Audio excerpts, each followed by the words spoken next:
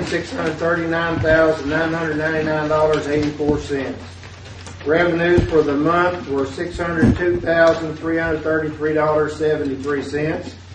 Disbursements for the month were $1,628,985.20, resulting in a balance on March 31st, 2017 for County General of $1,613,348.37. Beginning balance as of March 1st, 2017 for County Roads was $1,134,111.46. Revenues for the month were $175,626.71. Disbursements for the month were $197,526.12, resulting in a balance on March 31st, 2017 of $1,112,212.05. 1/4 cent sales tax revenues for March were $104,506.53. 1% county sales tax revenues for March were $237,938.35. General revenue turnback for March was $14,759.75.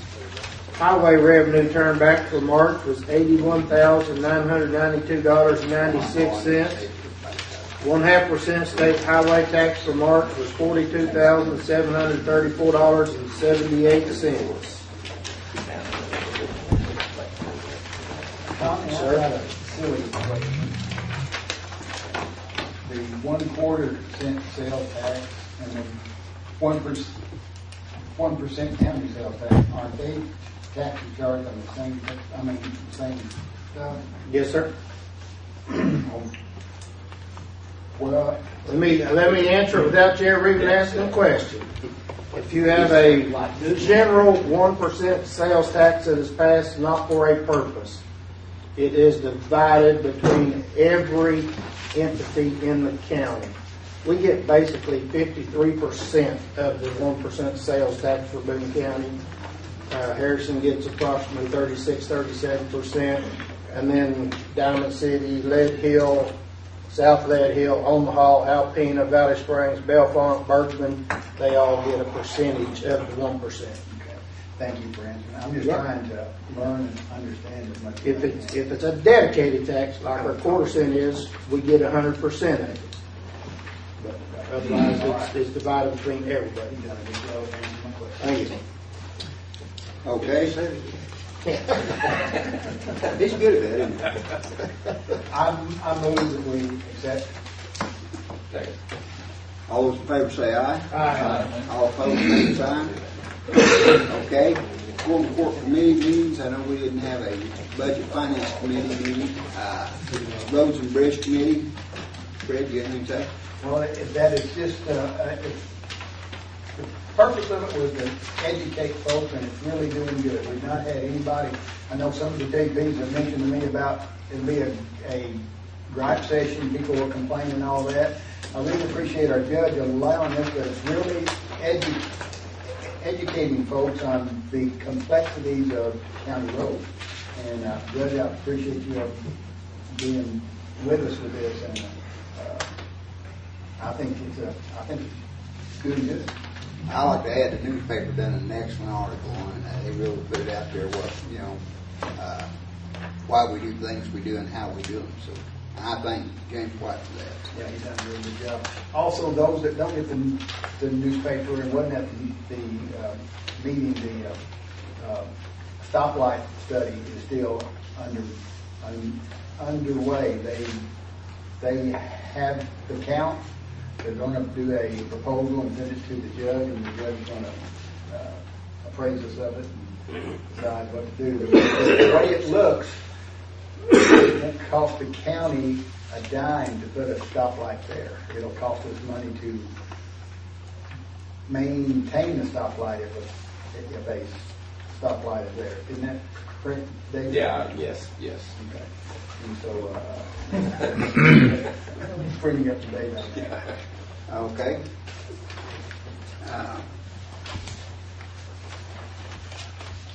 Announcements and presentations.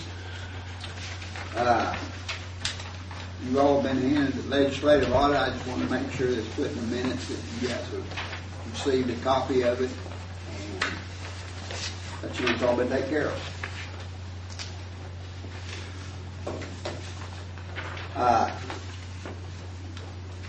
Judy, did you want to talk about this is not on the agenda, so I want to make sure it's okay, but she's got some good news for us from the airport. So everybody don't mind for her to... Good news is always well. It'll be really quick. First, I wanted to say our airline has started off, and they're doing a really wonderful job. Last Friday was a record boarding, 43 passengers. We had a record month last month of over 17,000 gallons of fuel sold. So things are picking back up now that we have an airline. The Dallas flights are staying full. So we're very thankful we have that. It's been wonderful. And what I came here for today was we finished our runway overlay project about 45 days ago. And that was after a cruise, and everyone stayed in hotels and ate at our restaurants for about 85 days probably or longer. But the project is closed out, and the FAA closed out their portion, and we submitted the state application for the grant reimbursement, received approval from that, and received the amount. And our project came to, the total was $2,687,159. The FAA paid $2,552,801 of that. And then the part that the county carried for us was $133,876.98. And that has been reimbursed, and I have a check here tonight to present to the judge to pay y'all back. But I just wanted to personally say thank y'all, because we couldn't have done this without you. I mean, we'd have had to turn down a $2.6 million grant if y'all hadn't agreed to carry the 5%. And we got the runway overlaid, and we got LED lights on our runway. So it was a big, major project for us, and we couldn't have done it without all of you guys. So thanks very much. Hey, Wilson. And thank you. This airline is not affiliated with United, is it? And anybody can And the fly. $5, I forgot to say, was the airport county share of that $2.6 million was zero. So it was all grant money through airport revenues. That's good, fantastic. Thank you, Judy. Okay. Thank you. New business. Judge, before we get into new business, I'm going to ask you this. I'm a brand new JP, talking about this, and there's several other JPs that are new, and some of them are still on this road and building committee. Is there any way possible that you might be able to take up and show us all the county property that we have? And, I mean, I've never seen the brand new graders. I've never been to the county yard, or if there is a gravel pit or anything like that. If you want to, as chairman, if you want to set it up and schedule for everybody that wants to see it, we'll pick a day and do it. That'd be the best way. And I myself, I mean, we've got, like we talked before, I would have to get a list of the properties we own, because I can't remember them all off the top of my head. But some of the improvements we've made on some of the properties in the past 2 years, the guys with the election commission and the coroner's office, has really been an improvement. And we're getting the fence up too. That's a good thing. I'll put something together. All right, sounds good. Okay, the first ordinance, first order of new business is appropriation ordinance, appropriation ordinance, to reimburse the collector's budget from an overpayment to Windstream when switching telephones fax providers. No, I said easy. Did you read that? Okay, and this was submitted by Justice Jim Hart. And I move that we read it. Second. All those in favor say aye. Aye. All opposed by the same sign. Okay, Jim. Being enacted by the Quorum Court of the County of Boone, State of Arkansas, an ordinance to be entitled, An ordinance amending the annual budget for Boone County for fiscal year 2017 and authorizing the county judge to administer such budget and for other purposes. Now therefore be it ordained by the Quorum Court of the County of Boone, State of Arkansas, the following appropriation shall be made to the county general fund budget number 1,000 to 1,104.3020 collector OS&C telephone and tax, $56.34. This sum, $56.34, was an overpayment on the Windstream bill after the collector's office changed from Windstream to Cox for their telephone fax service. The reimbursement amount has been already deposited in the county general.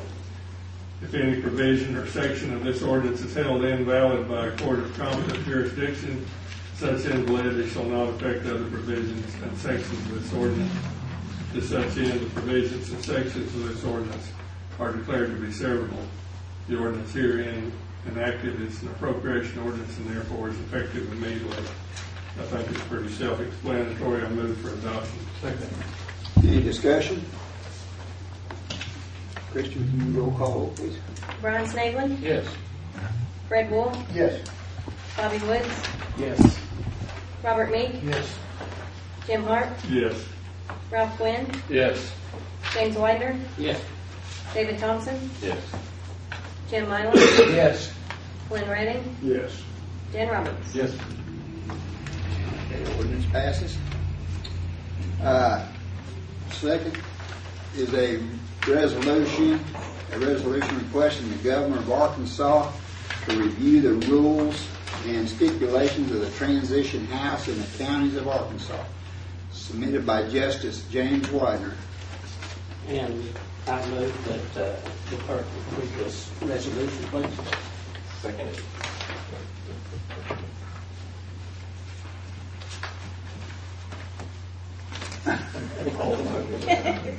He asked. He asked me. I asked him. Okay, you can read it? Yeah. You got it. You got to vote on it. Oh, I'm sorry. I say all those in favor say aye. Aye. All opposed?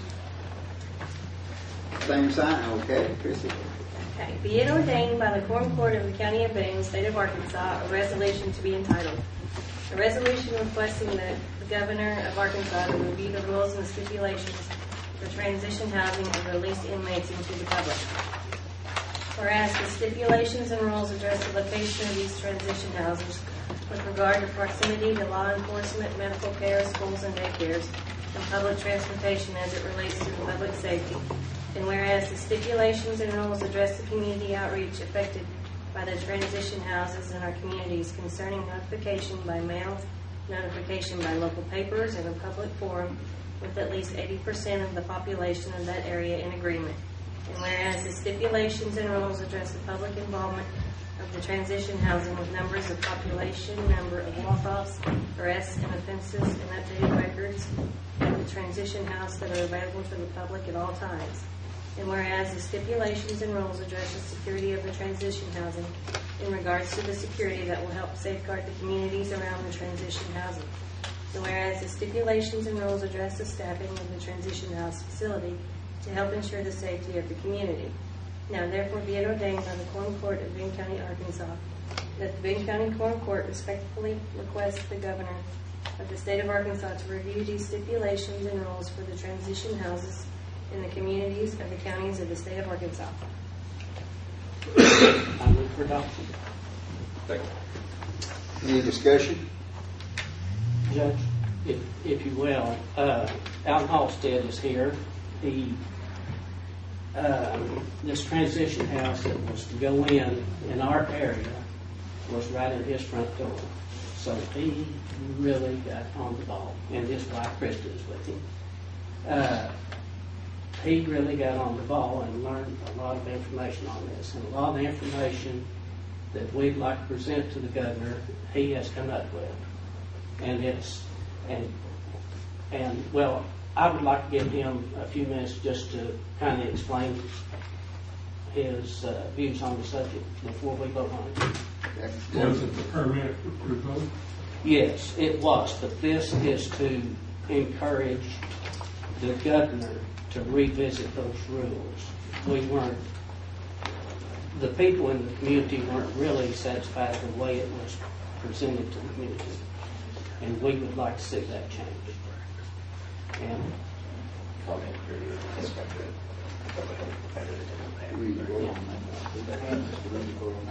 No, you asked for comment. Okay, Mr. Austin?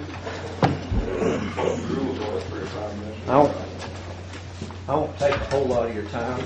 I really don't know a whole lot about what I'm doing. This right here is now, I just told them you did. what this is. I just told them you Oh, didn't know well, what you were doing. I can bum my way through it. I don't know as to whether I've got enough of these for everybody, but this right here is the current Arkansas Community Correction Guidelines. I've got one. Okay, that goes with putting in transitional housing for prison parolees. And if you'll flip that to the second page, you'll see that I've marked mostly what we want to deal with is Section 2. And what Section 2 is it's the guidelines of what these people have to fulfill before they can get a permit from the state to put one of these in. If you'll read that, and if you'll think in the grand scheme of things about what it takes to get some of the most simplest things that you have to do working with the state done, and then you read how very minimal these requirements are, you will understand very quickly what my concern is the fact that basically what you have to do is you have to send a letter. The letters that was sent to us came in a plain white envelope, no return address, that just said Lotus Recovery Services on it. 99% of the people would take them and throw them away because they think they was a credit card company. The people that did open them up, if you were not kind of in the know about what was going on, you probably wouldn't even lay no merit to it. Just so happened that I had gotten a little bit of a heads up on this happening before it happened. So when I got it, I understood what it was and knew who it was and knew what was going on.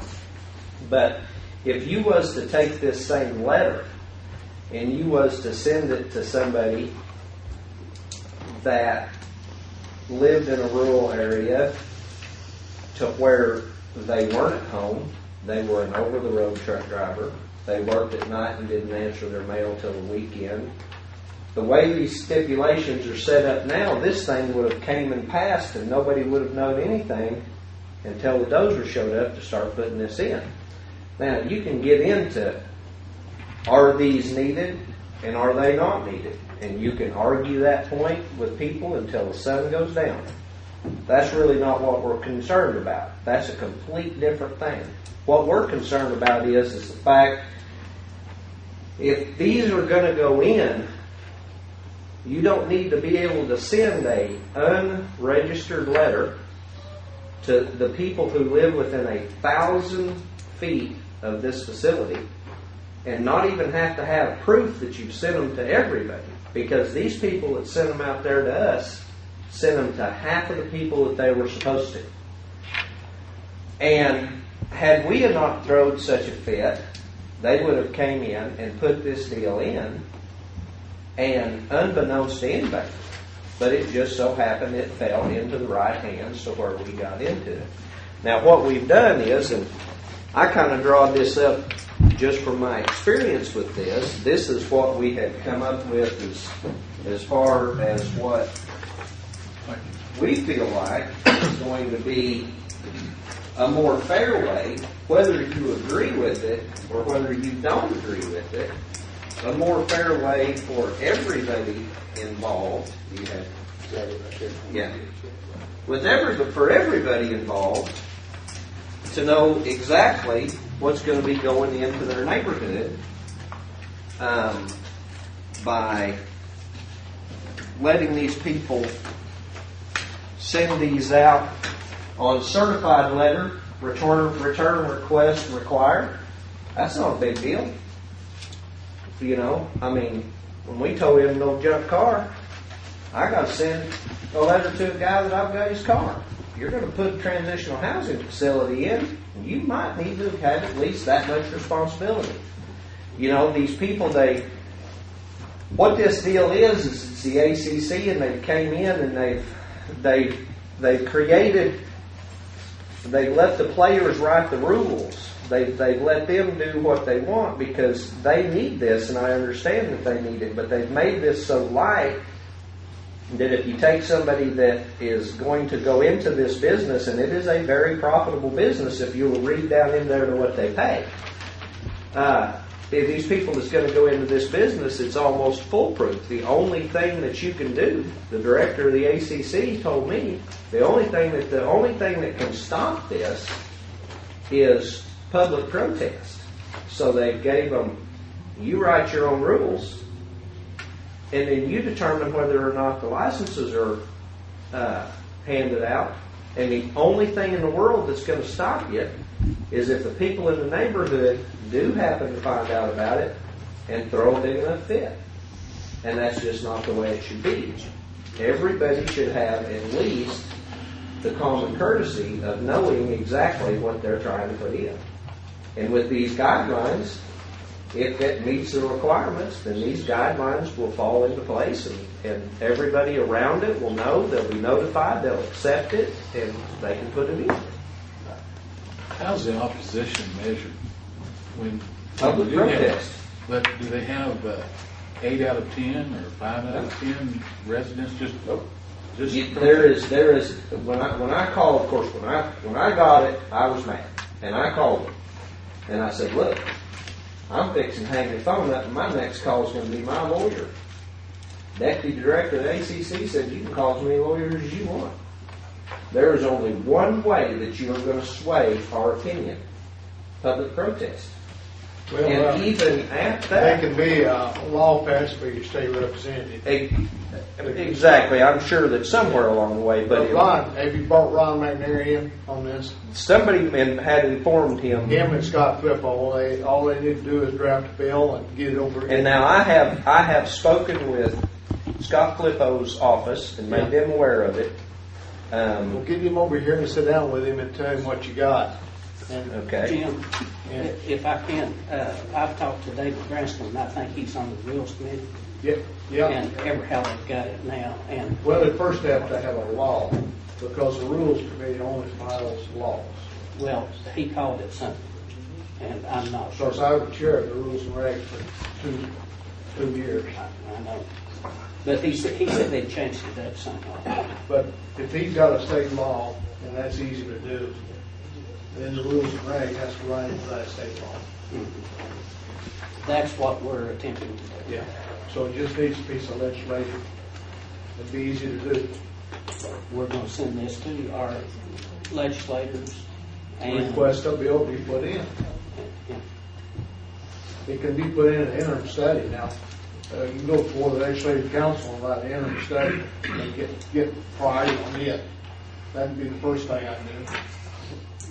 Legislative council, ask them to do an interim study and implement that as an interim law. how are these facilities funded? They are privately owned and privately funded, and if you'll look in there, it gives what the pay is. The ACC pays the people who own the facility.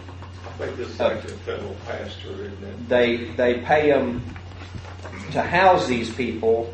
I think it's $55 a day and $14 per diem or something. But they actually collect the money from the ACC is what. Because the money's flowing through ACC. Yeah. I bet it's a federal program somewhere down. Oh, the yeah. line. They get federal money, but we have to, state products match it. Yeah, well, have to, that's a big thing too, is the source of the funding is something you need to look at. But now the laws on it, I don't know how this directive that you have here in front of you, I don't know who writes it, and I don't know a whole lot about any of it. But that directive was during our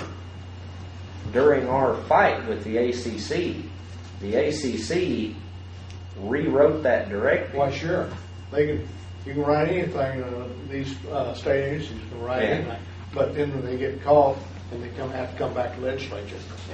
Exactly. And you've got them caught now, so they're going to have to come back to legislature. They had it set up, like you said, pretty easy. They wrote Yeah, the rules. and the thing that come up in it was a directive that was wrote in early of 16, and then they rewrote it there in 17 to where they had to put a return address on the If you wanted to take some time, Ron McNair can get you on the legislative council when they meet, and then you can ask to address the legislative council on it.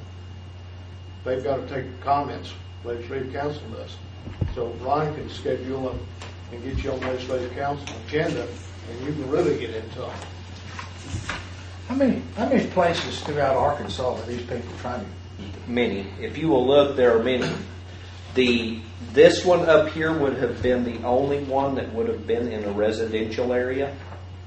Every other one, there is a list of them on the internet, and there's probably 35 or 40. Actually, there was one in Connor that they kicked out. It was operated for a year in the city of Connor, and then Connor they already had a permit. But See, and they don't have if you read into that, they don't have no rules about the people that it's, 12 or 20 to 1? One caretaker and 20 inmates or 20 parolees.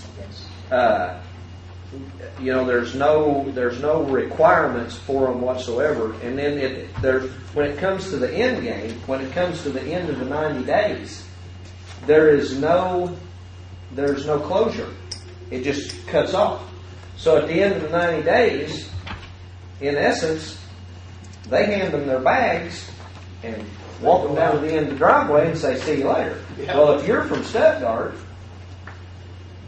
and it's 90 days later and you're standing in Harrison, Arkansas, and that's what we've written in there. They need to have it to where they get these people back to where they're going to be, where their permanent residence is going to be. They're going to help them obtain a permanent residence. They're going to help them get transported back to that permanent residence instead of just handing them back. This deal here looks to me like it was just something that somebody just bubble gummed together to get paid profit mongers to throw these houses up so they'd have a way to stick these people when they come out of the pen. And it's basically what it looks like. Okay. I think we've already got a second on it. I guess we need a roll call vote on this. Kristen? Thank you, sir. Fred Wool, Yes. Bobby Woods, Yes. Robert Meek, Yes. Jim Mark, Yes. Rob Glenn, Yes. James Widener, Yes. David Thompson, Yes. Jim Mylum, Yes. Glenn Redding, Yes. Dan Roberts, Yes. Brian Snavely. Yes. Okay, resolution passes.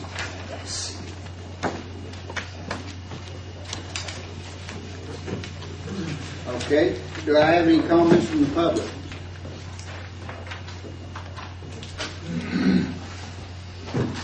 Judge, I'd like to want to thank before you close. I talked to Patty Matson from the Chamber of Commerce. If you notice, it's no longer the Harrison Chamber of Commerce, it's Boone County Regional Chamber of Commerce. And she thinks that would affect the Quorum Court, what they're doing. And she would like to come to our next Quorum Court meeting, and I told her I'd try to get her on the agenda if the Quorum Court was receptive to that. So would that be acceptable to you?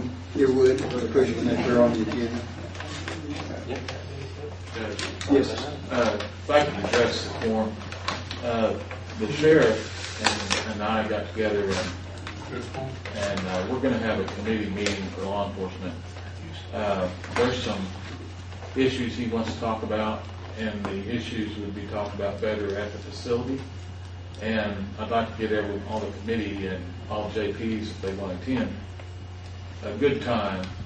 And I know that committee meetings are usually held 1 week prior, but that may run into a little longer evening. So if anybody has any recommendations, I was thinking about the 25th of this month. That puts about 2 weeks prior to the Quorum Court meeting on a Tuesday at 6 o'clock. Especially if committee meeting members if they have any thing that's going to conflict with that. We can move it to another day. The sheriff's real flexible. But All executive members invited, I'm sure. oh yeah, and I'll come down and make it official and do that request for a committee meeting. But You're going to have it there at the jail, at the sheriff's office. I'm gonna be out of town. That's really. Next Tuesday, we're real flexible. 26 Wednesday. Sounds Good. good. Jim. The 26th, you said? 26, and I'll meet with Lucretia. Well, that's the evening for church on Wednesdays. I don't know how many people here attend, but I do. 27th, Thursday. Let's go for the 27th. Before you agree to that one, can I say something? Inviting everyone to business after hours at the airport April 27th from 5 to 6. It's to be Southern Airways Express kickoff party and business after hours. They go get you a free meal, then go to your meeting. 5:30 a.m. 28th at 5:30 a.m. Now, what day is that? How about the 25th? That's a Monday. I'm good with That's the that. 24th, Bob? And then what you said first, Thursday of all go. Monday. Monday's the 24th? Yeah, Monday's the 24th. Monday, 24th, 6 p.m. Now, where'd you say Just this down going 4 to times. The Law Enforcement Center be? Good. in their training room. Right. Whatever when you want it, if we make it good. Great. Those from north of town is going to have to travel through that same group. Brian, what's the purpose of the meeting? I don't know. State of the art. We'd like, the judge needs to talk about, or the sheriff, about some sheriff's office expansion, not jail. But there's some wants and needs there by the employees and the sheriff. It's talked about, it's been 12, maybe 13 years that we've even discussed a little bit of an expansion, and that's what it's about.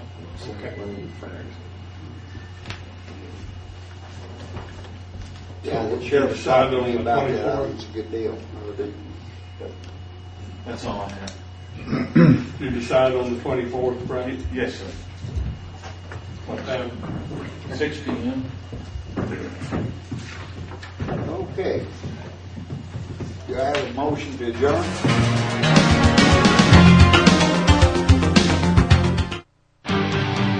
This program is brought to you as a public service of KT.